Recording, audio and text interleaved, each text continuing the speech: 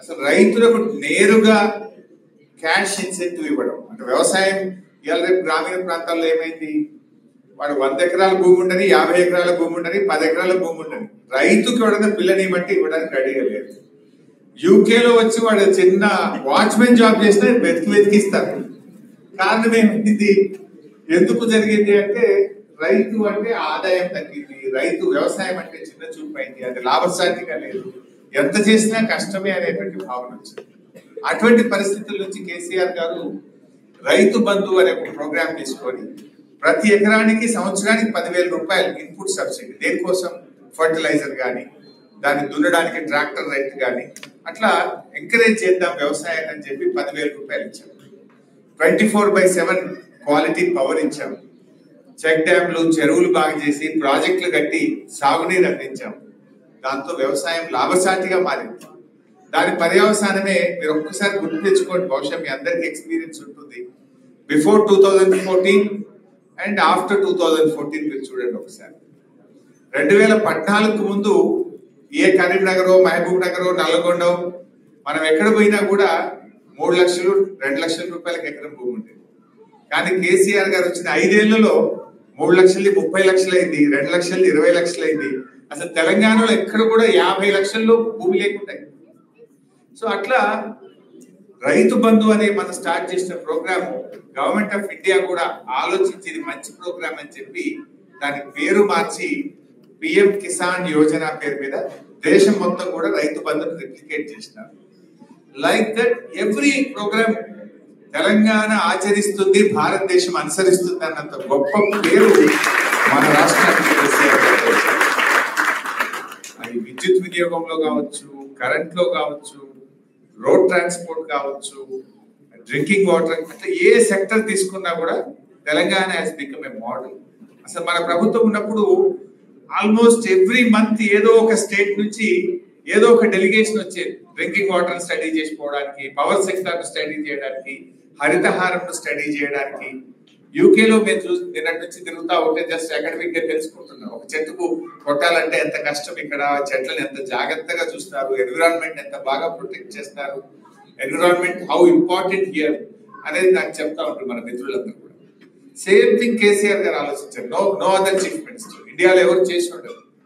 మన తెలంగాణ రాష్ట్రం ఏర్పడిన తర్వాత 7.7% గ్రీన్ కవర్ పెంచి ఇండియాలో ఫస్ట్ అండ్ #1 స్టేట్ గా తెలంగాణ చేసుకుంది. 10 years లో 7.7 గ్రీన్ కవర్ పెరిగింది. జనరల్ గా గ్రీన్ కవర్ పెంచితే ఓట్లు రావు, ఓట్లు వచ్చేది కాదు, ప్రజలకు వెంటనే రిలీఫ్ కానీ దాని అర్థం కాదు. దాని effect you can see after a decade, maybe a decade. So అది పొలిటీషియన్స్ కు నచ్చే ప్రోగ్రామ్ కాదు. కానీ కేసీఆర్ ఇస్ ఎ విజనరీ. నేను కాదు, నా రాష్ట్రం ముఖ్యం, నా ప్రజలు ముఖ్యం అనుకున్నాడు కనుక 10 ఏళ్లలో 7.7 గ్రీన్ కవర్ పెంచారు. దాన్ని చాలా ఇంపార్టెంట్ తీసుకుంది. ఎందుకంటే ఆరోగ్య తెలంగాణ అంటే మంచి ఆసుపత్రులు కట్టడం కాదు, మన జీవన ప్రమాణాలు పెంచడమే అది నిజంగా ఆరోగ్య తెలంగాణ అవుతుంది. సో నీ quality of air, quality of water, నీ road network, all these things are very important. అట్లా మన రాష్ట్రాన్ని అద్భుతంగా అభివృద్ధి చేసుకొని పోయినాం. సో అందుకే తెలంగాణ ఈ దేశంలోనే ఒక #1 రాష్ట్రంగా అభివృద్ధి జరిగింది. సరే, అన్ఫార్చునేట్లీ వాళ్ళ ఒక అర్రాస్ పాటలాగా పాడింది. కేసీఆర్ 10,000 రైతు బంధు ఇచ్చింది కదా, నేను 15,000 ఇస్తాను. ఒక ఆయన మెదక్ ఎమ్మెల్యే, మీరు ఎప్పుడైనా వీడియో చూసిండ్రో లేదో, ఎలక్షన్ లో పోటీ చేసిన ఆయన, కేసీఆర్ 24 గంటల కరెంట్ ఇచ్చిండు, రోజుకు నేను 48 గంటలు ఇస్తాను. మీరు చూసిందే సోషల్ మీడియాలో. సో అట్లా వాళ్ళు మాట్లాడేసినారు, ఏది బట్టి అది మాట్లాడినారు. కేసీఆర్ ఆడపిల్ల పెళ్లికి 1,00,000 రూపాయలు ఇస్తున్నాడు కదా, మేము ఇంకా తులం బంగారం కల్పిస్తామన్నారు.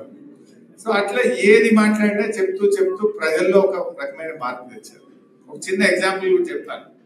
ఒక రోజు నా దగ్గరికి పంచాయత్ సెక్రటరీలు వచ్చినారు, అంటే విలేజ్ ఆఫీసర్స్, విలేజ్ అడ్మినిస్ట్రేషన్ చూసి ఆఫీసర్స్.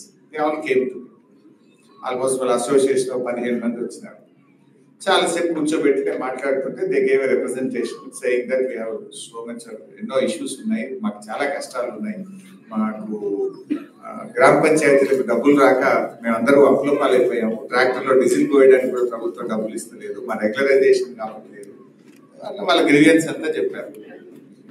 వాళ్ళు అడిగాను, అంటే మీకు ఉద్యోగాలు ఎవరు ఇచ్చిందా బాబు అన్నారు.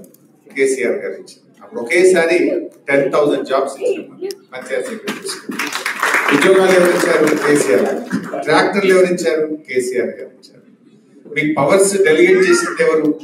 ప్రతిదానికి కలెక్టర్ దగ్గరకు ఆర్డీఓ దగ్గరకు అనుకుంటా పవర్స్ డెలిగేట్ చేసింది ఎవరు? కేసీఆర్ గారు ఇచ్చారు.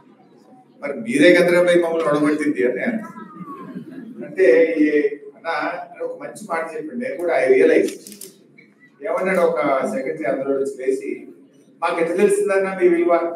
తెలంగాణ వచ్చినాక డైరెక్ట్ మీరే గవర్నమెంట్ లోకి వచ్చిండ్రు, 2 టైంలు మీరే ఉన్నారు, వాళ్ళు ఏదేదో చెప్తున్నారు కదా, వాళ్ళు ఏదో చెప్తే ఇంకా బాగా అయితేమో ఇంకా బెటర్ గా ఉంటదేమో అని అనుకున్నాము. నౌ వి రియలైజ్డ్ గవర్నమెంట్ మారింది కనుక we realized we are able to judge. ఇప్పుడు అర్థమైందన్న ప్రభుత్వం మారిన తర్వాత పాతది ఏంటి కొత్తది ఏంటి, మేము ఏం మిస్ అయ్యామో, మేము ఏం కోల్పోతున్నామో మాకు అర్థమైంది అన్నారు. అంతకుముందు అన్న 10 ఏళ్ళు మీరే ఉన్నారు రాష్ట్రం ఏర్పడిన తర్వాత, నేరుగా మన ప్రభుత్వం ఉండడం వల్ల కంపేర్ చేసుకోవడానికి మాకు ఆపర్చునిటీ లేకుండా పోయింది. ఇప్పుడు గవర్నమెంట్ మారిన తర్వాత ఏడాది లోపలనే మాకు అర్థమైంది what we are missing, what we are lose అనేది ఇప్పుడు మాకు అర్థమవుతుంది అన్నారు. సో అట్లా తెలంగాణలో చాలా మార్పులు వచ్చింది.